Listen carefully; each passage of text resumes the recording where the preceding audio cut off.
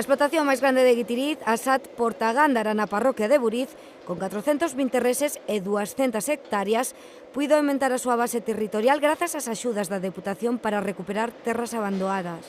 O futuro que se plantexa ahora de cotas libres e tal, a única solución que vamos a ter é ir a producións moi altas e cada vez máis animales e a rentabilidade supónse que vai estar en eso, en grandes producións.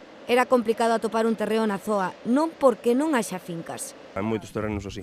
senón porque a disponibilidade delas é escasa e os alugueres moi altos. Non se explotan porque costa moito poñelos a traballar, e se non dá ningunha axuda ni nada, pois levache moito tempo recuperar o carto que invirtes en poñelo a producir. Coa subvención provincial puideron adecuar unha finca como esta de 10 hectáreas, é dicir, unha superficie maior a de 10 campos de fútbol. Pois cando o collemos estaba así ou ainda peor, como este que se ve aquí, ainda a maiores deso tiña cepas de pinos que había antiguamente plantados que estaban enfermos, que non crecían como é debido, e todo así cheo de maleza. Nela sembrarán millo co que aforrarán nos gastos de alimentación do gando. Intentaremos sacar un millo de moita calidade para baixar o consumo de concentrados, que teñen un precio bastante alto.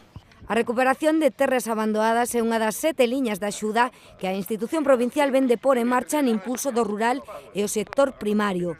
O presidente provincial anunciou o plan durante unha visita á finca recuperada da SAT. Son unha verdadeira inyección en vea para o sector primario. Son máis de 2,2 millóns de euros, donde, a diferencia de outras diputacións, vamos a investir en axuda ao sector primario directamente.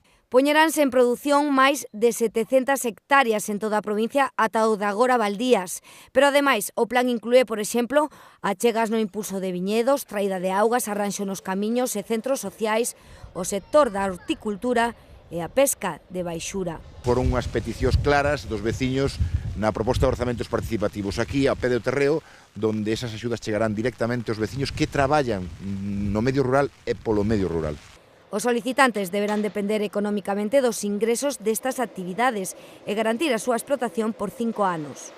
É moi importante todas estas cousas para poder levar un nivel de vida óptimo no rural. As bases das axudas aprobaránse este venres na Xunta de Goberno e saerán publicadas no BOP o sábado. Poderán solicitarse dende o vindeiro luns ata 1 de marzo. Teñen máis información na web da Deputación.